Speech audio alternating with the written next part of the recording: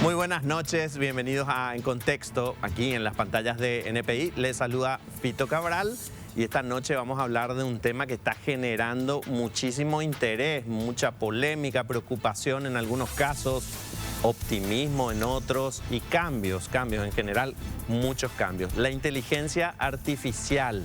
¿Qué es la inteligencia artificial? ¿Por qué se reunieron los principales científicos y personalidades del mundo de la tecnología a elaborar un documento planteando la posibilidad de una regulación? ¿Por qué lo discuten en los principales parlamentos del mundo? Bueno, todo eso lo vamos a averiguar esta noche y vamos a tenerlo de la mano de personas que conocen mucho sobre el tema y que tienen mucha experiencia.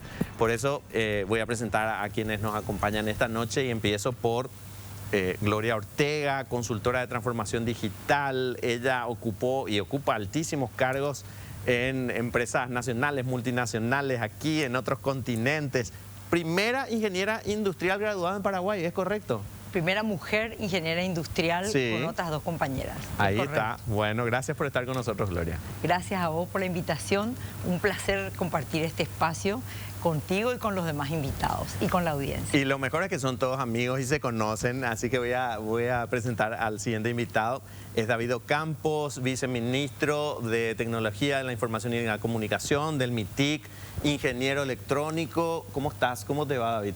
Gracias, Fito, por la invitación. También para mí es una honra, un gusto compartir aquí con el profesor Benjamín, profesor de muchos del sector tecnología, y obviamente mi vieja colega, vieja en el buen sentido de la experiencia, sí, señor. Gloria Ortega. Un gusto, un tema tan actual. Gracias por estar con nosotros, David.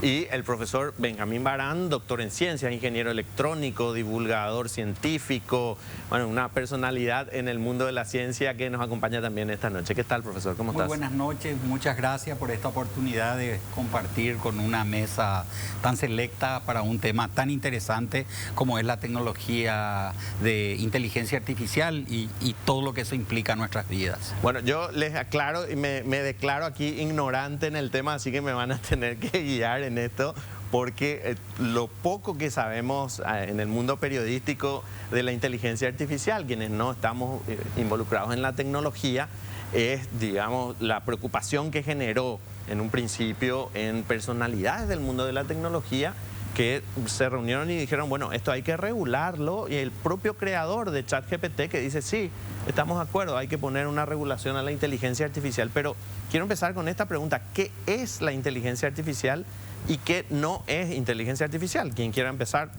me responde. Tal vez como académico voy a dar una definición muy sencilla, sí, para entrar en tema.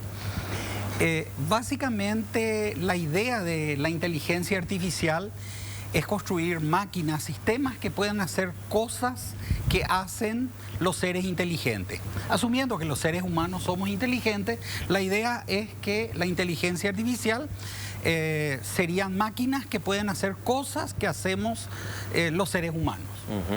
Eso es básicamente el concepto con el que nace la inteligencia artificial. Desde el mismo origen, desde que los primeros computadores aparecen en el mercado, ya varios científicos dijeron, estas máquinas van a poder hacer cosas que hacen las personas inteligentes. Sí. Y tal vez lo más fácil de entender son los juegos. ¿Sí? Tenemos un juego ciencia como el ajedrez, ¿sí? Y ya desde los inicios había intenciones de decir, esta máquina puede ayudarnos a jugar ajedrez. Y para hacer la historia corta, sabrán que en el match entre el Deep Blue de IBM y el campeón del mundo Garry Kasparov en 1997, el match lo ganó el computador. Entonces, esa máquina logró vencer al campeón del mundo en una actividad que hasta ese momento claramente requería de la inteligencia de los humanos, y los humanos éramos los únicos que sabíamos jugar ajedrez. Ahora sí, las computadoras ya lo hacen muy bien y ya nos ganan.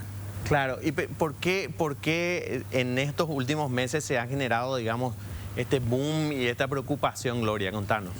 Bueno, primero, hay un tema que es súper importante entender. Yo estoy llegando justo ahora de un diálogo profundo también sobre este tema.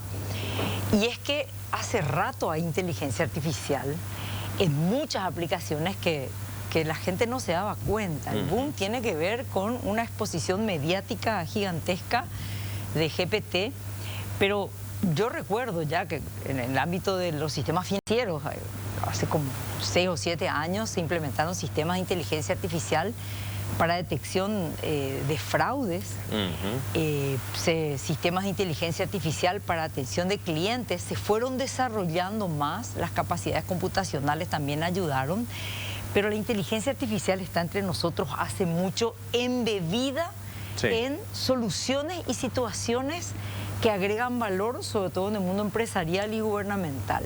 Uno es el ejemplo que acabo de poner. Otro ejemplo interesante son los sistemas que ayudan a atender a los clientes. Cierto. Un motor, un algoritmo puede identificar si un cliente está enojado, puede identificar si al cliente hay que tutearle, o hay que hablarle formal, o hay que hablarle de voz, por el tono en el que ese cliente se comunica. Puede ayudar a reconocer la voz, puede ayudar a que una foto se convierta en texto. Entonces, hace rato están las aplicaciones. GPT fue como un boom, mucho mediático y mucho también del efecto de que la ciudadanía podía preguntarle cosas y sabía. Pero hay algo que a mí me llamó la atención de este diálogo que tuvimos la semana pasada, y es la inteligencia artificial se basa en el pasado.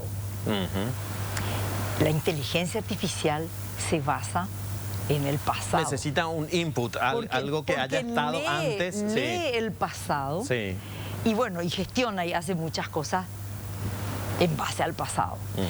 Entonces, a mí me encantó la raya, porque es muy importante y seguramente es una pregunta de la que vamos a hablar en un rato, y es, ¿será que la inteligencia artificial me va a dejar a mí sin trabajo? Entonces, la raya es todo lo que sea futuro, la creatividad, la innovación, la creación,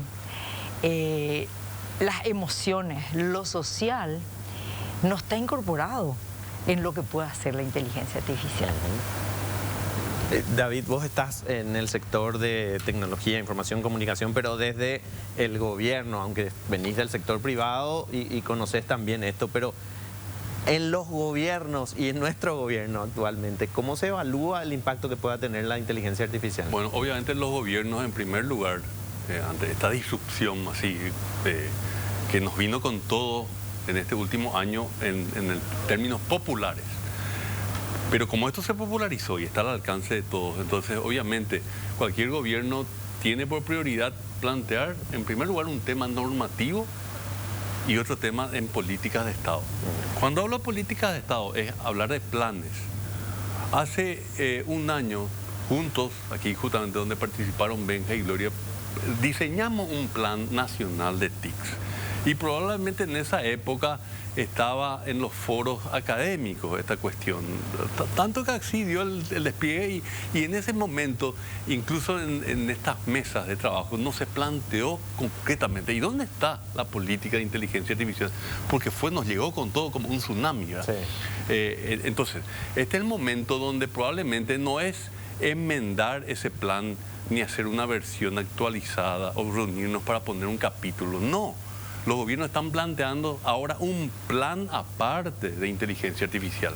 Es tantas las implicancias que requiere probablemente un diseño de un plan. No por obviamente las cuestiones normativas, las cuestiones normativas más bien van por una cuestión de proteger las cuestiones de ética, de datos personales, pero en aplicación de gobierno, obviamente los gobiernos se plantean ahora, bueno, si el ciudadano está usando hoy cómo hacer una presentación PowerPoint o cómo hacer un dibujo o cómo que le prepare un discurso, hoy cómo usa el gobierno hoy día. Y bueno, el gobierno tiene un mundo también de aprendizaje para esta inteligencia que dentro del mar de datos, Big Data, digamos, y lo predictivo, también tiene en su poder una base de datos muy amplia, que hoy día están interconectadas estas bases de datos.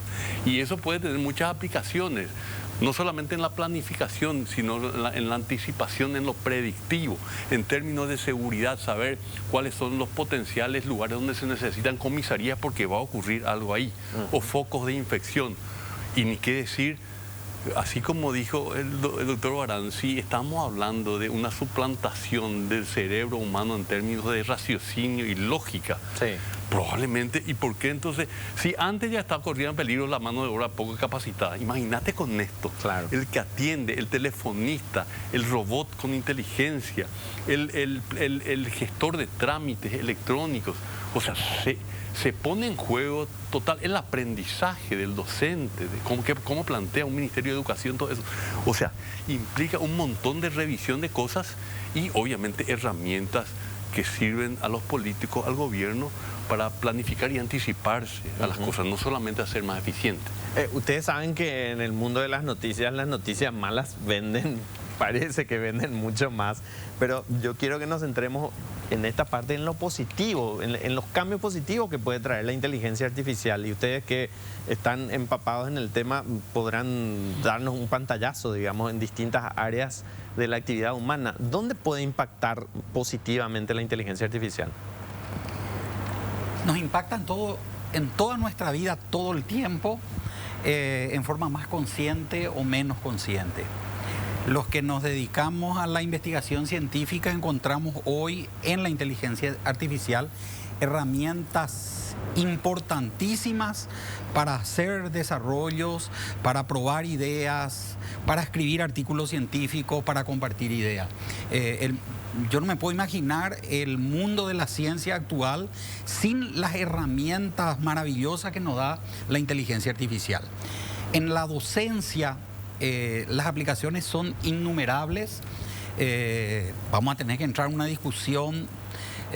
Recuerdo muchas a lo largo de mi vida. Tengo más de 40 años de docencia. Y recuerdo que cuando entré en la Facultad de Ingeniería se discutía si la regla de cálculo había que seguir enseñando a los ingenieros porque ayudaba a pensar o ya quedaba totalmente obsoleto porque la gente ya usaba máquina de calcular. Y cuando llegó la máquina de calcular, si se iba a dejar usar la computadora, y cuando llegó la computadora, si íbamos a dejar usar internet. Bueno, y seguimos, y esto va a seguir así. Y los cambios van a seguir ocurriendo, y lo que tenemos que hacer es inteligentemente aprovechar las nuevas tecnologías para el bien de la humanidad, para el progreso de la sociedad, y no en sentido contrario. Claro. Cualquier herramienta puede ser usado para el bien o para el mal. Yo admiro muchísimo el trabajo de Albert Einstein, enseñaba relatividad en la Facultad de Ingeniería, pero bueno, parte de su teoría sirvió para desarrollar una energía nuclear que sirvió para tirar bomba atómica, sí, pero también sirve para generar energía eléctrica, y países como Francia lo están aprovechando muchísimo. Es buena, es mala la tecnología, el conocimiento. Bueno, en general el conocimiento es bueno. Necesitamos gente buena que aproveche el conocimiento, que aproveche la tecnología para hacer realmente cosas buenas para la humanidad. Gloria. Yo trabajo en varios proyectos que usan inteligencia artificial y quiero aterrizar algunos. Hay uno, es el que más me fascina, que es el emparejamiento de la oferta y la demanda laboral con inteligencia artificial. Y le quiero explicar un poco a ese joven, a ese profesional que nos está escuchando y viendo y que tal vez diga, ¿qué voy a hacer yo? Porque me enteré, yo opero un call center, yo soy supervisor, me enteré que va a desaparecer. Y el fenómeno es el siguiente. ¿Qué es un empleo? Digamos, finalmente es la suma de varias tareas. Como vos nos comentabas hoy, haces tareas. Claro. Un empleo es la suma de tareas que uno ejecuta. Algunas son recurrentes, otras no. Entonces la gente dice, bueno, yo soy enfermero, yo soy docente. Eso es un empleo y está compuesto por actividades. El temor de la gente, digo, ya perdí mi empleo con las tecnologías en general y en particular con la inteligencia. Realmente lo que está pasando en el mundo es que las habilidades, destrezas y competencias de personas que ocupan un empleo pueden ser utilizadas en otro tipo de tareas que configuran otro empleo. Entonces, ejemplos prácticos. Está demostrado que, por ejemplo, un docente que trabajó mucho con niños, con capacitación pertinente, puede ser una muy buena enfermera pediátrica. No significa que lo pueda hacer sin capacitación, pero la inteligencia artificial ayuda a decir, tenés un 45% de las habilidades y destrezas te falta un 65. Hay casos muy icónicos, probados, como por ejemplo una persona que trabajaba en zonas de archivos, en bibliotecas, puede perfectamente convertirse en community manager, en marketing, con un 20 o 25% de capacitación nomás.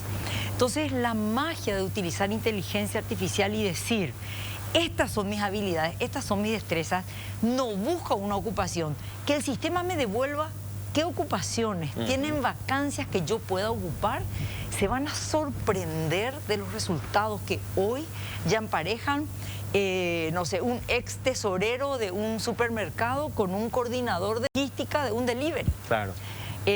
Un paracaidista con un personal trainer. Entonces, sería imposible hoy conseguir trabajo cuando hoy sabemos que hay tantos buscadores de empleo y tantas vacancias sin la ayuda. Pero ahí no se acaba. La misma inteligencia te ayuda a decir, estas son tus brechas, te falta inglés, te falta estas habilidades, anda, capacitate en esto nomás y vas a lograr el 100% de emparejamiento con esa vacancia. Me detengo acá porque hay realmente casos de aplicación en el ámbito social, como identificación de extrema pobreza, identificación preventiva de embarazo adolescente, que me iría toda la noche hablando de proyectos. Pero vamos a hablar del tema porque es apasionante. Que son interesantísimos para el bienestar de las personas. Entonces, seguramente me vas a preguntar, ¿es difícil implementar?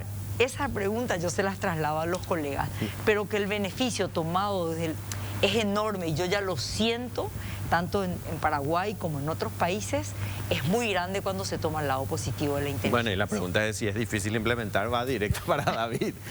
Y vos sabés que yo constantemente compartimos y vos sabés que en el cotidiano todavía la gente le ve como algo todavía que no está a su alcance. Y yo le digo, mira, te paso por WhatsApp, te paso el link, el de OpenAI, ¿verdad? Entra y preguntarle cualquier cosa. Pero te doy una pista. ¿Qué libro te gusta, nunca leíste? Dale Carnegie, Cómo ser influyente y ganarse amigos. Pues. Pedirle en 5 páginas. Dame el resumen esencial de ese libro en 5 páginas. Un ejemplo.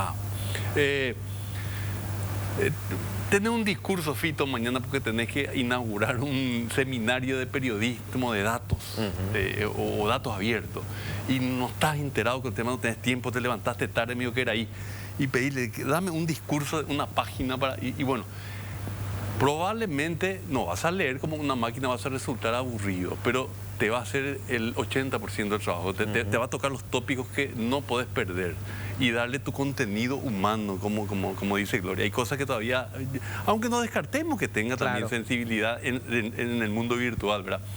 O vayamos a algo más vertical, digo, más especializado, que no es tan popular. Una municipalidad aquí, no es obvio saber cómo poner el sentido de las calles. Y a lo mejor te sale que Andrada tenés que quitar los estacionamientos, convertirlo en doble vía. Y eso milagrosamente hace que tengas que eliminar que el semáforo. Eso no es obvio. Pero justamente esas son las cosas que hoy día es una realidad y se está usando. Cuando el Estado tiene que implementar las tecnologías o la inteligencia artificial, me parece que es la pregunta de si es difícil o no aplicarlo. Yo siempre recuerdo, y desde hace años ya, el ejemplo de, creo que es Estonia o Letonia.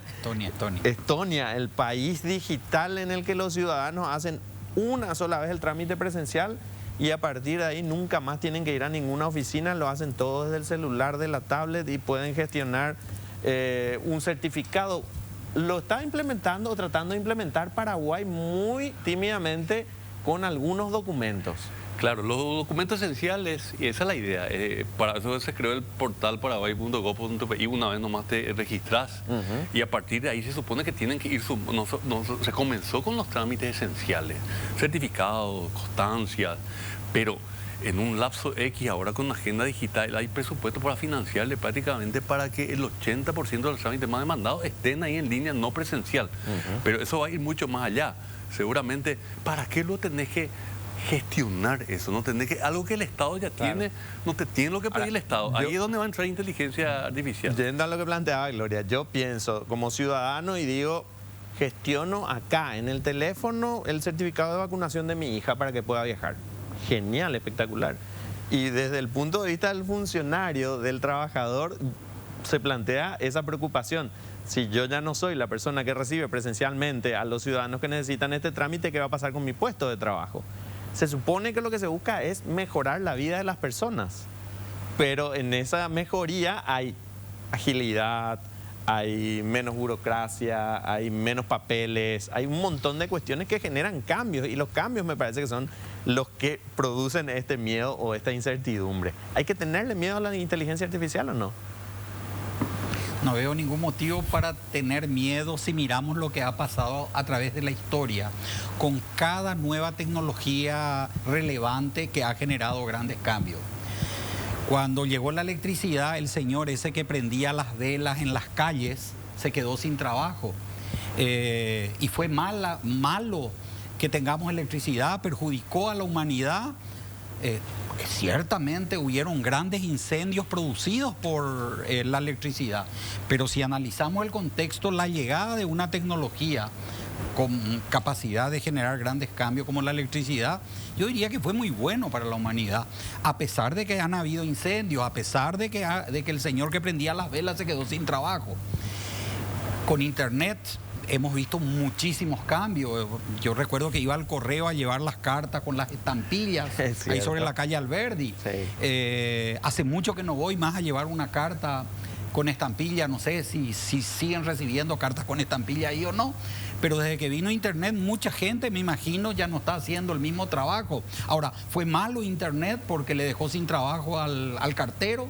Fue malo Internet porque ahora mucha gente ya no escribe en papel y solo escribe en la computadora. Yo creo que si analizamos hubieron muchas ventajas con respecto a las desventajas.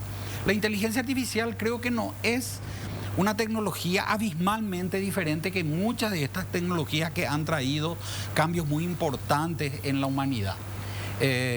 Claro que va a haber gente que si no aprende las nuevas habilidades, como Gloria muy bien lo expuso, va a tener dificultades porque lo que hacía ya no va a ser útil para la humanidad. Claro que cada nueva tecnología tiene algunos peligros, pero también es cierto que el potencial de ayudarnos muchísimo en prácticamente cualquier profesión, en prácticamente cualquier área. Periodismo, médicos que reciben ayuda para hacer diagnóstico, ingenieros, creativos. Todos recibimos ayuda a la inteligencia artificial si lo usamos correctamente. Así que yo veo con mucho optimismo la llegada de la inteligencia artificial. Creo que no tenemos que tener miedo, al contrario, tenemos que prepararnos y aprovechar todas sus ventajas. Si bien los pros son ampliamente superiores, como dice Benjamín, obviamente que hay escenarios, siempre está el que ve la parte negativa, ¿verdad? Claro. Y se da, naturalmente, en la naturaleza humana, pero hoy día, por ejemplo, el producto principal de OpenAI, que es ChatGPT, tiene una cierta ética. Si vos le preguntás cuál es la mejor manera de suicidarme sin sufrir y sin que parezca un suicidio. Y probablemente mi formación no me permite darte esa sería la respuesta en este caso. Yo te sugiero que consulte a un psiquiatra, te va a decir, porque está deprimido. Claro. Pero obviamente a partir de esa base académica o soporte tecnológico de lo que es la IA, van a ir apareciendo el chat malo, la personalidad nefasta, o sea, va a haber para todo. Entonces, o puedes virlar también en la ética de ChatGPT haciendo una pregunta en negativo. Entonces, y por ejemplo, también los psicólogos te van a decir que hoy día el adolescente o el millennial le gusta más quedarse un fin de semana jugando su juego o leyendo libros que socializar o irse a un boliche a compartir con los amigos. Entonces, esa introspección, esa personalidad introvertida, se puede, o sea, con un avatar, ese que anda luego por las redes sociales buscando su match. Hoy día el match se da nomás por gustos, que tienen gusto en común, la cocina, claro, la naturaleza, el deporte, y hasta ahí llega la inteligencia del match. Pero cuando vos te vayas a un match que vaya un poco más allá, mi personalidad es esto, es más, lo crees en astrología, yo me llevo bien con el signo de Sagitario, la inteligencia y vos vas a estar hablando con un avatar que va a ser un ser humano perfecto, lindo, visualmente lindo, porque vas a interactuar a lo mejor con un lente 3D. Y eso definitivamente, si ya era lo introvertido, imagínate. Sí. Y ya era un poco drogadito luego, entonces vas a fumar marihuana, te vamos a poner tu casco, vas a... Y el placer que vas a tener con esa interacción, sí. Dopamina al palo. Sí. Y bueno, esos son los debates con que el mundo y la psicología humana tienen por delante también. Esos son los miedos, ¿verdad? Por decir así, pero hay que verlo como dice, venga, el lado positivo a todo esto, ¿verdad? Gloria, querías decir. Complementando, sí. Yo creo que hay, entre los riesgos hay un tema que es clave y que tiene que ver también con tu pregunta, che, pero yo me voy a quedar sin trabajo.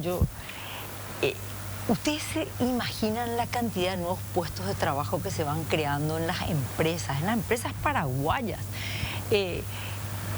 Siempre compartimos nuestra pasión por los datos con el ingeniero Barán.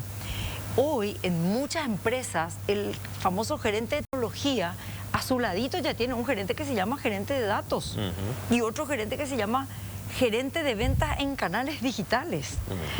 Hoy, en el sistema financiero, uno tiene el gerente de sucursales y tiene el gerente de banca digital.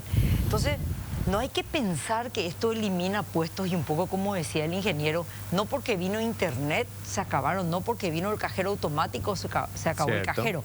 Lo que sí, y me parece un mensaje súper relevante, es tu puesto puede estar en riesgo. Que hay un puesto que se va a crear, seguro. La pregunta es, ¿responsabilidad de quién es que vos te entrenes y te prepares para esos puestos y cómo hacerlo? Estamos ante un momento en la historia de la humanidad donde más que nunca la construcción de tu futuro depende de vos mismo.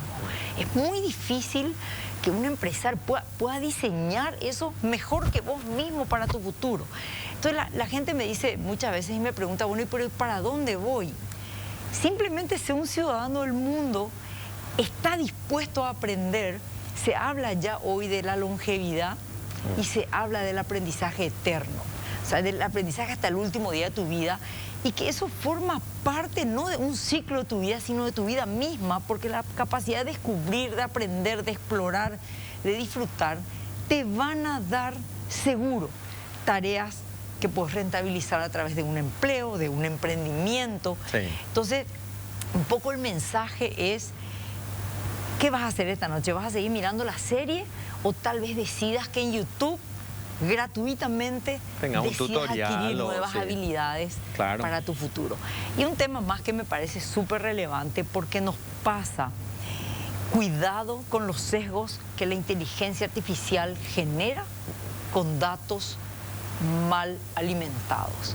Si yo alimento datos errados, datos incompletos, datos inoportunos, abundancia de datos parte de una premisa falsa, va a llegar a una conclusión falsa. Entonces me va a emparejar el piloto de avión con el odontólogo. Y me va a generar algo que sí preocupa mucho en el mundo, y es los sesgos hacia las minorías, hacia las personas con barreras y hacia las personas vulnerables.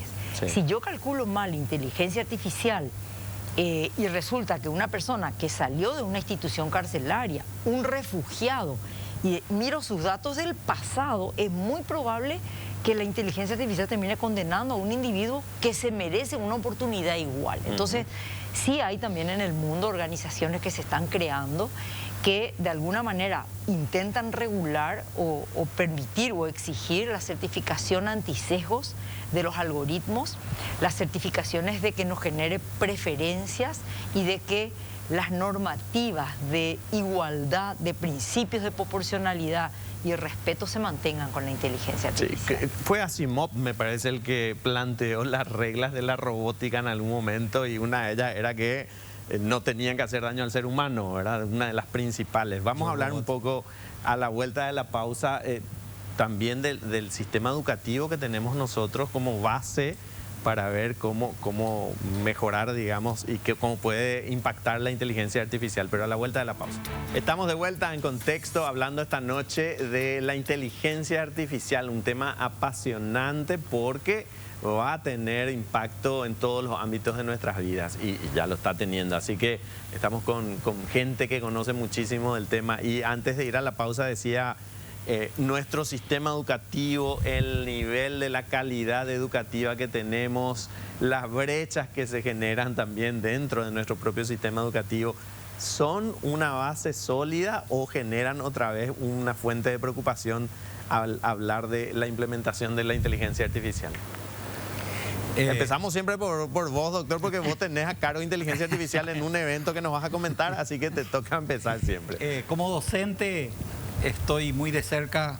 Actualmente mi docencia es universitaria, estoy colaborando como decano de la Facultad de Informática de la Universidad Comunero, pero mi actividad docente data de muchas décadas, así que la docencia me apasiona mucho y como docente me es muy relevante entender que el papel del docente tradicional como una persona que entregaba información, datos al alumno, como aquella maestra que me dictaba en la escuela primaria porque ella tenía el único libro sobre algún tema y todos teníamos que copiar. Ese modelo hoy en día ya no nos sirve. Hoy el docente tiene que ser un motivador, tiene que ser un orientador y le tiene que enseñar a los jóvenes algo diferente.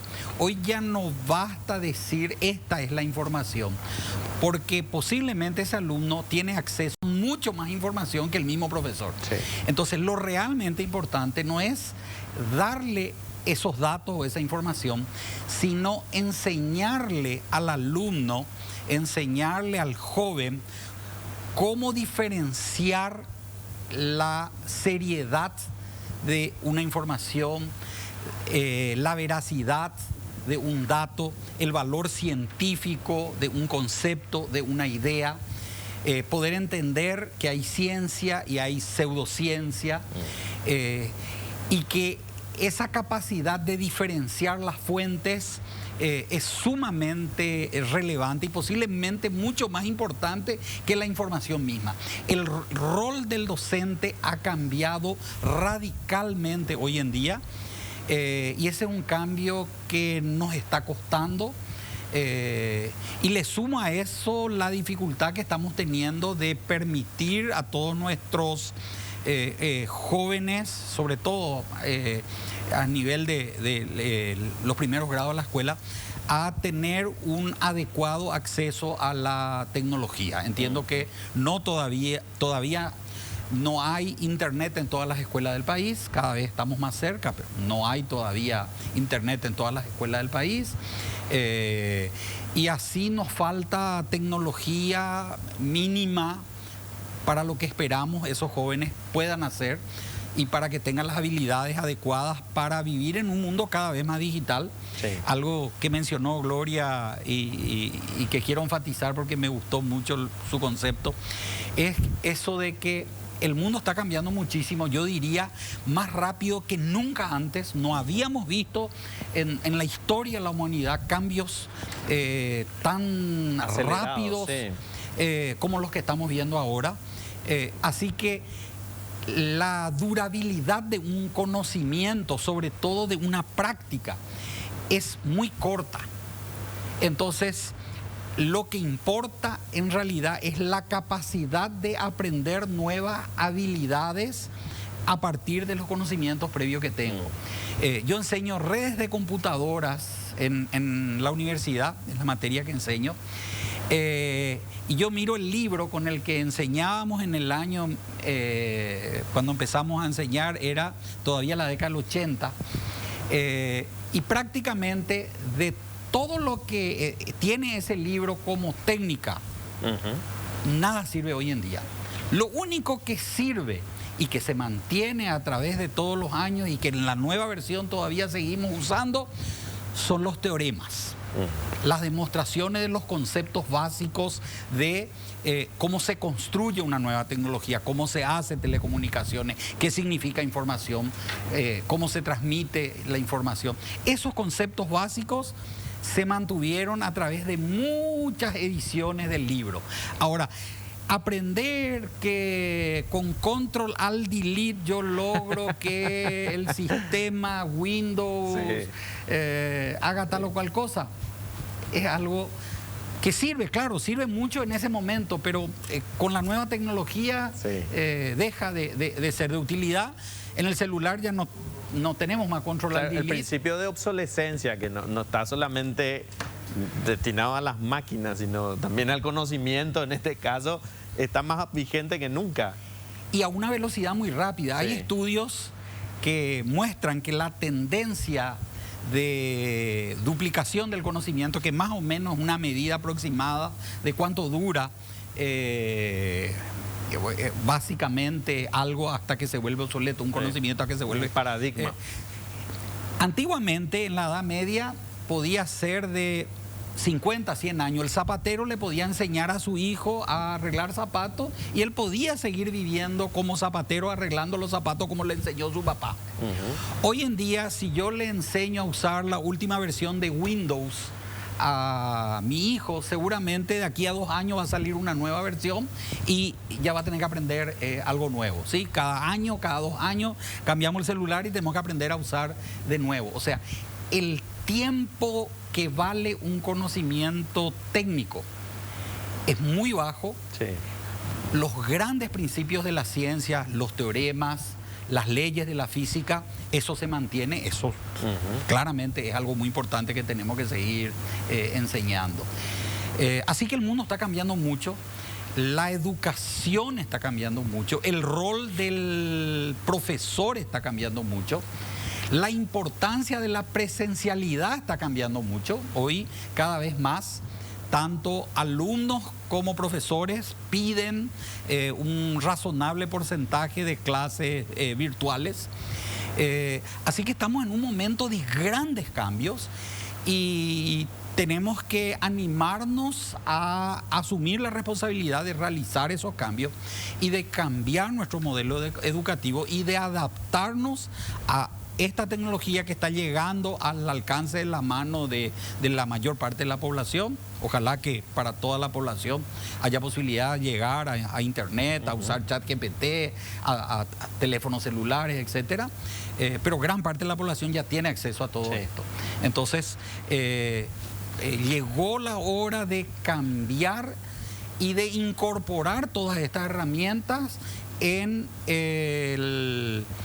la forma de enseñar y en el objetivo final de lo que significa educar. Eso tiene que ser una política pública, Gloria. Yo quiero sumar ejemplos. Y quiero sumar a lo que decía el ingeniero Barán en términos de habilidades, de motivación y de descubrir y de explorar, que el docente es como su nuevo rol, las habilidades emocionales. Yo que estoy mucho en el mundo de las empresas, me doy cuenta perfectamente cómo 2 personas con el mismo conocimiento e incluso habilidades de aprender, una que pueda trabajar en equipo y la otra que no, generan resultados totalmente diferentes. No es lo mismo saber y trabajar solo que saber que el de al lado tuyo está ahí para ayudarte. Hay empresas que en sus calificaciones anuales siempre califican 5 si un funcionario, un empleado logra las metas. Bueno, hoy ya no. Hoy eso es nota 4. La nota 5 es si vos le ayudaste a que tu compañero logre su meta. O sea, la nota 4 es que vos logres la tuya. Si quieres sacar 5 es ayudarle. Entonces, esas habilidades son el nuevo desafío educacional. Yo sí veo con mucha preocupación la transformación de la docencia, porque primero que nada, si vos enseñás lo que sabés y lo que sabés dura una semana nomás, entonces vos necesitas aprender para enseñar. Entonces ahí viene un poco el desafío de que el docente tenga un espacio de investigación y aprendizaje para que pueda transmitir algo relevante. Y eso tiene que genere interés también, ¿verdad? Correcto, y motivación y emociones. Y quiero poner ejemplos concretos. El otro día me decía una persona que, un laboratorio, digamos, en el Oriente, que probaba diagnósticos médicos con altísima precisión, a una capacidad de poder leer, bueno, 1 millón de radiografías parecidas a tu radiografía. Entonces el sistema le decía, este es el diagnóstico. Y le decía, pero entonces el médico desaparece. Y me decía, no desaparece, porque el paciente confía y desarrolla una conexión emocional con su médico. Entonces, no es la capacidad de decir qué es lo que le pasa al paciente por la radiografía, sino la capacidad de conectarse emocionalmente, confiar el uno en el otro y que finalmente ese paciente hace lo que le dice la persona de confianza, el ser humano. Y una última anécdota, hay una empresa, estas que te venden paquetes de viajes, que con inteligencia artificial lograban muchísima preventa, porque bueno, se sabe que al ingeniero Barán le encantan los nietos y le encanta de repente ir a la playa, entonces le ofrecían paquetes. Entonces hay una prueba que se hizo que él navegaba en internet y elegía el hotel y reservaba todo, y al momento de meter la tarjeta para cerrar, un alto porcentaje no metía la tarjeta. ¿Por qué? Porque bueno, son 16 dígitos y uno empieza, pucha, al final es un gasto y será que puedo pagar, y finalmente la gente terminaba no contratando. Entonces, muchas empresas de estas y otras parecidas, al momento de que vos cerraste en internet tu reserva y pagar, lo que hacen es, no te ponen el botoncito de pagar, te ponen el video de un ser humano. Ajá. Que te dice, ¿qué tal, ingeniero Barán? Qué gusto que usted está a punto de cerrar, ¿en qué más le puedo ayudar? Estoy mirando que la habitación que eligió va al norte, entiendo que a usted le gusta ver el atardecer, ¿por qué no le ponemos una en el sur? Y ya que estamos, ¿no quiere que yo le ayude a cerrar ya este? Bueno, hay un 70% de incremento en el cierre de las compras de viajes, de esta experiencia, debido a la presencia de un ser humano, porque finalmente, y yo soy una convencida de que la inteligencia artificial no va a reemplazar nunca el ser humano. Se van a requerir otros roles, otros conocimientos, otras habilidades, otras destrezas, más emociones, más empatía, pero reemplazar es mirar el pasado nomás y entender que eso no va a pasar. Ahora, quedarnos quietos a esperar, no. Movernos hacia estas cosas que un poco creo que estamos compartiendo con la audiencia, sí, y que creo que deberían movilizarnos a mañana. La educación depende mucho de lo que vos quieras educarte también. No le culpes a tu maestra, no le culpes al Estado. La educación está disponible. Por eso es tan importante poner acceso en las escuelas, poner terminales para los niños en las escuelas, de alguna manera guiarlos, motivarlos, estimularlos, desarrollar sus emociones. Bueno, creo que al menos eso puede evitar una enorme brecha que Paraguay entero pueda llegar a tener en relación a la región y por qué no al mundo. Sí, David. Bueno, educación probablemente es el sector más conservador en la humanidad, es el tópico más conservador en la humanidad. Es muy difícil y creo que la grilla educativa nuestra no es muy diferente a toda Latinoamérica. Y antes de que aparezca todo esto, probablemente las únicas materias que no son memoristas o que no están enfocadas a que vos chupes una información y almacenes en tu cerebro. Y probablemente son matemáticas que te ejercitan la lógica, el raciocinio, y aprender a leer y escribir, que es una cuestión comunicativa que sí o sí tenés que hacerlo para chupar información finalmente. Pero continuamos con esa inercia de chuparnos información cuando tenés todo aquí en tu celular. Entonces hay que entender de que eso... yendo ahora al ámbito de lo que nos ofrecen estas cuestiones tecnológicas, el cerebro humano la tecnología ha sido muy exitosa ya después con la pandemia, es mucho más eficiente probablemente una universidad en línea, un profesor con los recursos que tenga en línea, que tener un profesor enfrente, que tener que chuparte una hora de transporte, perder el tráfico para estar frente a un profesor que aburrido, que a lo mejor un robot tiene mucho más conocimiento y mucho más recursos ahí en línea probablemente, pero eso por ahora, cada uno hace sus predicciones, pues, cada uno tiene su teoría. Creo que es para mí insustituible en la primera infancia. La primera infancia, eso, el jardín de infantes, el preescolar, esa interacción con los miedos del ser humano, con detectar sus fortalezas, sus debilidades. Y muchas veces la educación que no te da la familia, ¿verdad? Que tener un buen docente y apostar todavía al factor humano de la docencia de la primera infancia es fundamental, creo, aquí o en la China. Sí. De hecho, cuando planteaba, doctor, diferenciar las fuentes como una habilidad o como, digamos, un criterio que tengamos que tener los seres humanos, puede ser ya algo que está en este momento en tela de juicio, porque ya tenemos casos, por ejemplo, de concursos de fotografía en los que un fotógrafo gana un premio internacional y después dice, no, yo quería probar si el jurado podía detectar o no si la foto era generada por inteligencia artificial, y fue generada por inteligencia artificial y jamás se dieron cuenta y rechazó el premio, ¿verdad? O digamos lo que decía hoy un ex ejecutivo de Google planteando que en las próximas elecciones en Estados Unidos la información falsa puede generar un verdadero desastre en términos de criterios a la hora de ir a votar, como ya ocurrió en una ocasión anterior sin este avance de la inteligencia artificial. Tenemos que prepararnos, digamos, para tener más criterio, más pensamiento crítico. Creo que es evidente que los así llamados fake news cada vez proliferan más. Cada vez tenemos que desconfiar más de aquel videíto que recibimos en el WhatsApp, aquella foto que recibimos en el WhatsApp. Y cada vez es más importante aprender a verificar la fuente y la validez de un conocimiento.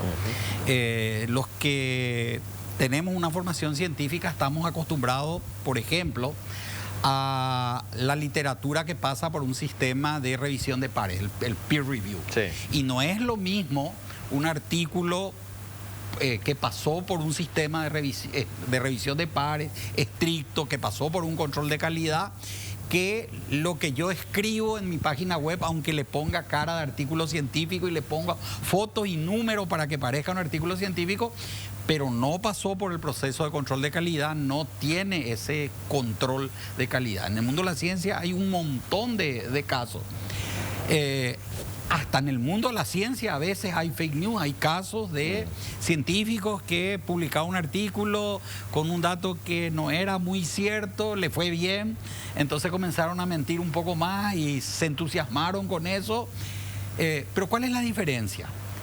La diferencia está que en el mundo de la ciencia los científicos son entrenados para verificar una y otra vez si ese experimento da el mismo resultado, y cuando a otros científicos no le resultaba lo mismo, comenzaron a cuestionar ese artículo y al final esos artículos tuvieron que salir de circulación y a la persona obviamente recibió las sanciones que correspondía.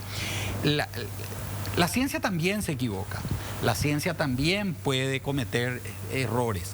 La diferencia está en el mecanismo que tiene la ciencia para autocorregirse, para decir, bueno, pero en este caso esto no funciona bien y podemos mejorar. Tal vez el padre de la física sea Isaac Newton, ¿sí? Gracias a él se han construido caminos, puentes, desarrollamos toda la mecánica.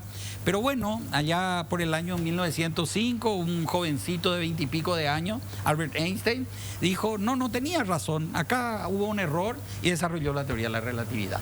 Eso es lo que tiene la ciencia, sí, que tiene esa capacidad de pensar y repensar la misma situación, probar y reprobar, experimentar una u otra vez e ir corrigiéndose.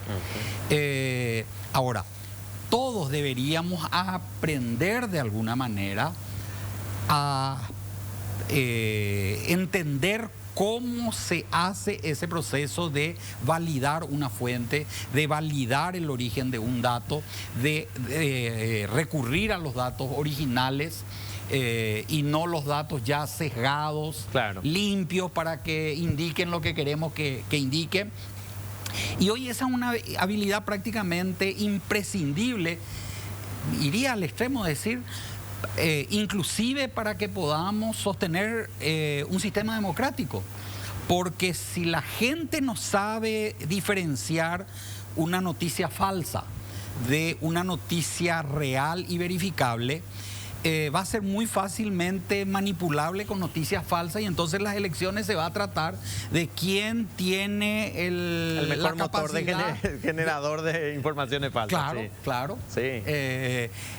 Y entonces creo que en muchísimos aspectos es vital la generación de esa capacidad de diferenciar lo uno de lo otro. Bueno, en el mundo financiero y de las empresas, mucho más aún, ¿verdad? Es exactamente lo mismo. Sí. Imagínate que la capacidad de la gente de identificar que la página de su banco tenga el nombre de su banco en el título del dominio. Vos querés entrar a un banco y tenés que buscar el nombre de tu banco y aparecen nombres raros en estos fraudes de phishing. Y la gente todavía cae a pesar de todos los esfuerzos. Entonces yo creo que las habilidades de discernir, sintetizar, resumir, son habilidades de aprendizaje que van a ser necesarias para encarar este futuro. Si no, va a ser imposible reconocer y vamos a caer en manos de manipuladores. Y esos son los desafíos de la educación de nuestros sucesores, porque se viene un mundo de muchísima más velocidad, donde el conocimiento va a estar en la palma de la mano, con un metaverso que comienza a verse en sus primeras muestras y sus primeros casos de uso, y con una velocidad de cambio y de probablemente aislamiento emocional muy grande a causa de la autonomía de estar todo el día frente al teléfono. Desde el punto de vista empresarial, estas herramientas generan beneficios, generan competitividad, productividad, sin embargo también generan riesgos, fraudes, alteración de identidad, donde el desafío un poco también es colaborar, porque los desafíos son los mismos que el gobierno. Siempre lo hablamos mucho con el viceministro a través de mecanismos de identidad digital más sólidos, sí, de interoperabilidad de datos, respetando la información sensitiva del ciudadano, que nos permitan protegernos del lado oscuro de todo esto, que sí, hoy hablamos muy poco, pero que existe y que puede causar mucho daño si no lo sabemos encarar. David. Esa capacidad de discernir, obviamente que con lo que conocemos de Google, como son buscadores en una fuente muy abierta, una sobreinformación basura, obviamente lo que dicen es esa habilidad de filtrar e intuir que es una información valedera, de no es en el mundo abierto de lo que conocemos Google, es mucho más difícil que un mundo de estas herramientas como ChatGPT, porque operan sobre un mundo más cerrado. Se le da un digesto, chupame todo, como lo que ocurrió ahora hasta el 2021, la nueva versión ahora, o sea, el lance va a tener otras propiedades, pero obviamente que tu capacidad de preguntarle, o sea, tú necesitas menos capacidad discernida porque es más está montado esa inteligencia sobre una fuente más cerrada y veraz, que obviamente consultarle a Google. Y obviamente también, solo que si querés, probablemente, como tenés más la fuente abierta, uno, que perdés más tiempo en quitar una verdad y un conocimiento, que es lo que te puede hacer el trabajo de una fuente cerrada, de un motor de inteligencia artificial. Pero sí, hay en ciertos ámbitos donde, como dijiste un buen ejemplo, el tema de la creatividad, o siempre entra el factor humano. En la creatividad, obviamente, o en el ejemplo que te puse, de un discurso que tenés que darle tu toque, o vos le pedís, dame una, quito esta foto, pero pintame en el estilo Van Gogh, sí, en sus primeros inicios. Y otra vez vos le tenés que dar una académica para desviar un poquito allá. Al final de cuentas, lo que hizo es que te ahorró muchísimo tiempo de investigación, de búsqueda, y vos le completás nomás ya. O sea, lo que hay que entender es aquí que hay que saber aprovechar eso para ganar tiempo. Y en búsqueda, claro, tiempo, y darle tu toque final, ¿verdad? Eso es lo que hay que entender. Eso es una realidad. Lo que va a ocurrir el año que viene ya no sabemos. Sí, bueno, en realidad me parece a mí que puede ser una herramienta poderosísima para mejorar la vida y para que seamos más humanos y que tengamos más tiempo de relacionarnos y de vivir y de convivir y de que haya mancomunidad y de que, bueno, que volvamos a conectarnos. Ojalá ocurra eso si es que le sabemos dar un buen uso. Gloria, Benjamín, David, gracias por estar con nosotros esta noche. A vos. Los vamos a volver a invitar para seguir hablando de este tema porque es apasionante realmente. A la vuelta de la pausa vamos a hablar de la economía circular aquí con Jan Esperanza en minutos. De vuelta aquí en Contexto, en una noche en la que hablamos de temas sumamente trascendentales. Antes de presentarles el siguiente tema y a nuestro invitado, quedé en deuda con el profesor Benjamín Barán porque se está organizando el Festival Internacional de Ciencias aquí en nuestro país y hay invitados internacionales, es un festival abierto a todo el público y sobre todo a los chicos para estimularles y conocer más sobre ciencias. Quienes quieran participar del festival pueden acceder a la página web de Ciencias del Sur y ahí está todo el cronograma de actividades de este Festival Internacional de Ciencias. Ahora sí, lo presento a Jan Esperanza, él es presidente de la Fundación Moisés Bertoni y con él esta noche queremos hablar de la economía circular. ¿Qué es la economía circular? ¿Está en nuestro país? ¿Funciona? ¿Cómo vamos a beneficiarnos de este sistema económico, digamos, que pretende ser más justo, me imagino, Jan? Contanos. Bueno, hola Fito, buenas noches, estás? Gracias a vos por la invitación y acá en contexto, ¿verdad? Bueno, básicamente la economía circular lo que pretende es que los productos permanezcan el mayor tiempo posible en la economía antes de que puedan desecharse, digamos. Esto implica seguramente reutilizar, reusar, reciclar, compartir, diversas formas. Pero la lógica detrás de esto es que permanezca el mayor tiempo posible, porque de alguna manera lo que el mundo está preocupado es de la cantidad de desechos que generan otro tipo de problema, digamos. Y otra vez, si vamos más profundamente, lo que realmente el mundo está preocupado por esto que llamamos sostenibilidad, y particularmente el tema central hoy en día sea el tema del cambio climático, digamos, ¿verdad? Y todo esto de alguna manera contribuye de una u otra forma, porque se genera mucho más desperdicio, sí, a complicar un problema que el mundo lo toma muy en serio. Cuando digo lo toma en serio, lo toma en serio. Es decir, sí, acá los gobiernos están empezando en el mundo a generar regulaciones. El comportamiento de los consumidores empieza a modificarse, empieza a demandar cosas distintas. Por lo tanto, las empresas tienen que adecuarse a ese comportamiento del consumidor. Muchas veces yo suelo tener esta discusión con mucha gente que dice, no, pero esta es una cuestión, qué sé yo, de los países desarrollados, que están en otra cuestión, acá no tienen en cuenta. Puede ser, pero finalmente es el consumidor el que te marca la pauta. Claro. Si vos querés venderle a un consumidor determinado, tenés que adecuarte un poco a lo que el consumidor quiere. Y esta es una tendencia absolutamente presente. La economía circular se marca dentro de esto, digamos. Y en países como el nuestro, Fito, en Paraguay, hace muchos años luego que esto funciona. Yo te voy a dar unos datos que son bastante interesantes. Esto que llamamos solamente del tema del reciclado, sí, que es un poco lo que salta a la luz mucho más fácilmente, en Paraguay genera unos 120 millones de dólares al año. Hay unas 2.500 MIPYMES que están de alguna manera metidas en la cadena de valor. Hay unas 25.000 familias recolectoras, esos son unas 100.000 personas porque son las familias, que recogen todo esto que te estoy mencionando.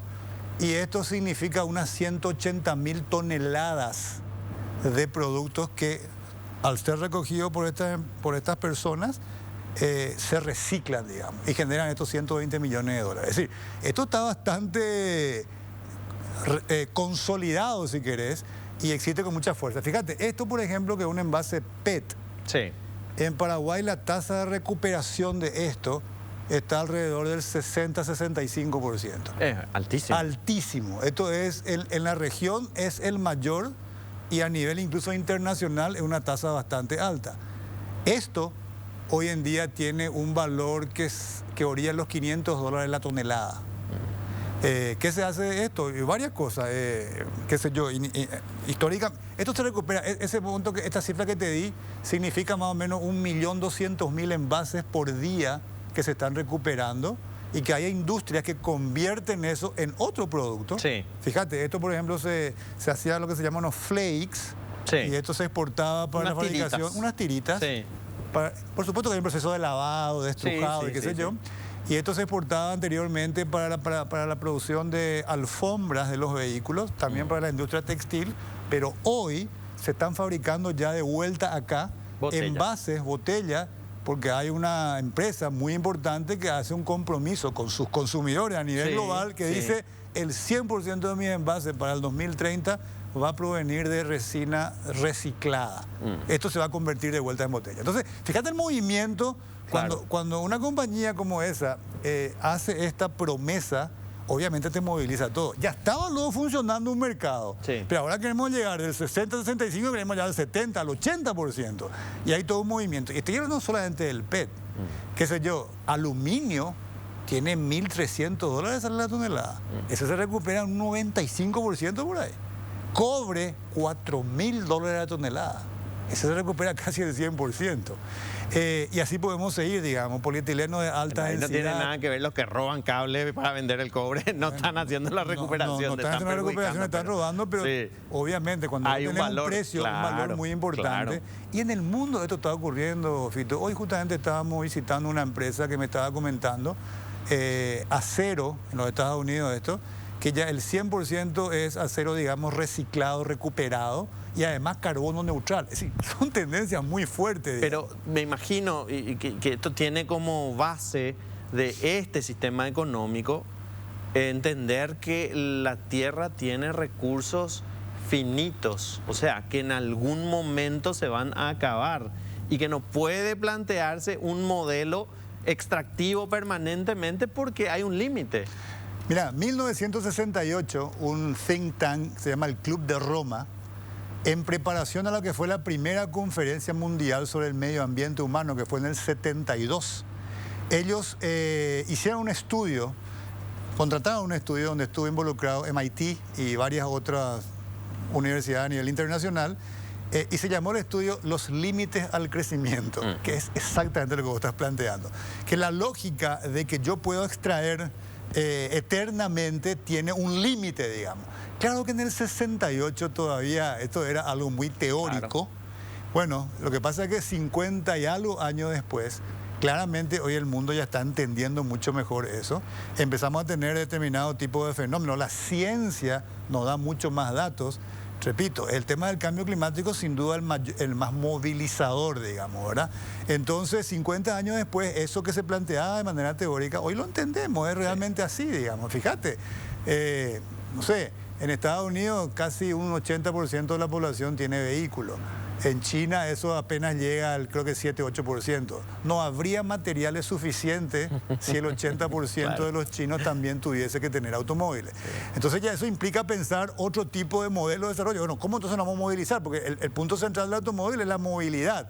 Y probablemente hay que pensar en otros mecanismos. Y bueno, y así sucesivamente el mundo está empezando de alguna manera a trabajar estos temas. La economía circular forma parte de esto, ¿verdad? Y si este estudio o esta primera, digamos, reunión sobre el ambiente y sobre el clima se daba hace más de 50 años, también lo que hoy los científicos planteen, los ambientalistas, los gobiernos, se hace pensando de aquí a 100 años, no se hace pensando de aquí a 5 años. Claro, porque los modelos climáticos que se tienen, digamos, se construyen con ese periodo de tiempo, ¿verdad?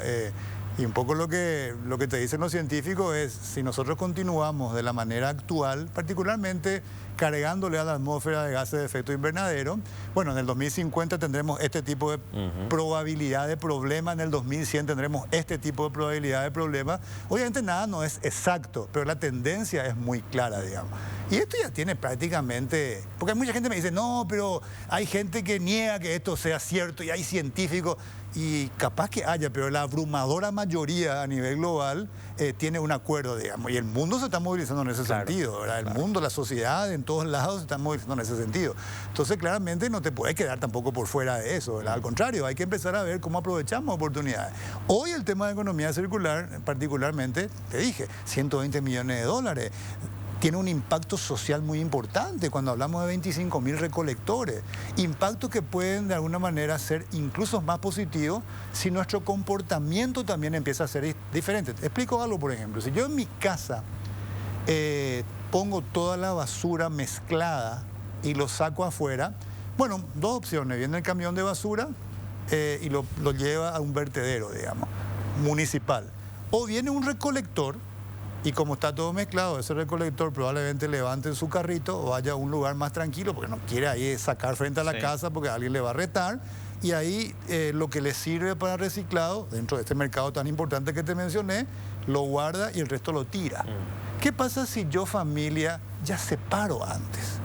Y acá la separación tiene que ser muy sencilla para no complicarle tan la vida a la gente. En 2 bolsas nada más. Uno, todo lo que sea orgánico, Sí. y en otro, todo lo que sea potencialmente reciclable. Y poner todo junto ahí, el PET, otro lata de envase, la gaseosa. lata de gaseosa, el aluminio, el tetra. Sí. Poner todo junto ahí. Y hay mecanismos. Nosotros mismos en la Fundación Moisés Bertoni tenemos un programa que se llama Mi Barrio Sin Residuos, Sí. que le conectamos a las familias con recolectores a través de, qué sé yo, de celular. Entonces yo me voy los jueves o los martes y retiro esa bolsa. Ya no tengo que estar metiendo la mano por ahí, me corto. Sí. Yo ya sé que esta bolsa tiene elementos que yo puedo Reciclables. clasificarlo y reciclable. Y ahí hay toda una cadena que empieza, Fito.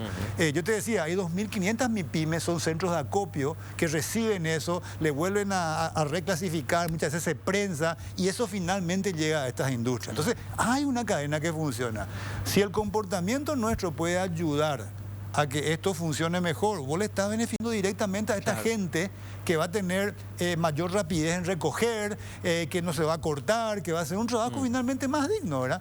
Y esta gente está teniendo ingresos interesantes a partir de esto. Hablábamos aquí en el bloque anterior en un momento sobre el tema de la educación y me imagino que cuando vos le planteás a los chicos algo Sí. que es, digamos, correcto, que puede generar un impacto positivo a futuro, los chicos después llevan eso a casa, ¿verdad? Y dicen, papá, no vaya a tirar la comida donde están las botellas de plástico, separa la basura y ese tipo de cuestiones. ¿Hay iniciativas a nivel educativo al respecto? No, sin duda, y eso está ocurriendo cada vez más. Los programas educativos hoy en día contemplan este tipo de cuestiones y estas generaciones ya obviamente están de alguna manera recibiendo constantemente señales de las cosas que tenemos que hacer distinto y obviamente ya crecen con esa conciencia diferente, digamos. Y eso, como vos bien decís, se traslada un poco a las casas. Sin duda, esto a mí me genera una visión mucho más optimista, digamos, pero también tenemos que ir generando estos esquemas que faciliten que esto pueda funcionar mejor. Sí. Porque, ¿qué ocurre también? Si vos no tenés estos recolectores y supongamos que vos en tu casa empezás a separar, pero después viene el camión de la basura y mezcla todo de vuelta. Claro. Uno se siente medio tonto, se siente, ¿verdad? Yo hago todo el esfuerzo, está bien, es educativo, es importante, pero después me mezclan todo de vuelta. Bueno, ahí ya entra la función de este recolector que obviamente saca o lleva lo que puede servirle.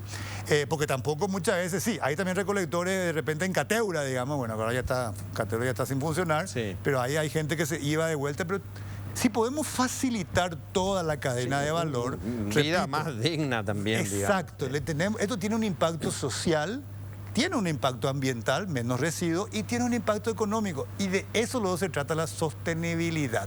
La sostenibilidad no es solamente ambiental, es también buscar impactos sociales y buscar impactos económicos. Entonces, la economía circular, en estos ejemplos que te estoy dando, claramente te muestra que se puede mejorar. Ya hay impacto, ya está funcionando. Esto no es que estamos inventando, digamos, y hace muchos años que funciona. Pero podemos ayudar a que esto funcione mejor, por ejemplo, con este tema de conectar la familia con los recolectores. Y a partir de ahí también van a ir apareciendo, Fito, también nuevas políticas públicas. Este compromiso que te mencioné de una empresa es algo voluntario, pero claramente van a ir apareciendo, y en Paraguay también, regulaciones que le empiezan a obligar y a empujar a las empresas a que vayan cumpliendo con objetivos, digamos, de circularidad. Eso se viene, ya existen algunas leyes incluso. La propia Dirección Nacional de Contrataciones Públicas tiene ya en la ley o contempla ya la posibilidad de generar incentivos a la circularidad, promoviendo, por ejemplo, o teniendo un mayor puntaje a aquellas empresas que cuando están vendiendo, no sé, uniforme, la tela viene de proceso de reciclado y ese tipo de cosas. Es decir, ya está contemplado en la propia ley, hay que reglamentarla, por supuesto, pero te digo nomás, hacia ahí va todo. Claro. Y en cuanto a cultura corporativa de las empresas en nuestro país, ¿cómo toman la economía circular? Y lo toman, como te digo, muchas veces cuando vos tenés una empresa líder que ya te plantea este tipo de cosas, yo voy a hacer el 100% reciclado para tal. Eso empuja, primero, a que se empiezan a estructurar de diferente manera la cadena de valor para cumplir con eso. Pero también empujan a otras empresas, otras le dicen, bueno, yo también voy a hacer para el 2025 tal cuestión. Porque te repito, las empresas pues no pueden estar desconectadas de su mercado. Las empresas finalmente tienen que responder a la necesidad del mercado, los deseos del mercado, cómo el mercado se comporta, ¿verdad? Sí. Y las empresas son mucho más rápidos que nadie para entender rápidamente eso y se adaptan, ¿verdad? Y eso está ocurriendo. Y yo creo que eso se va a acelerar.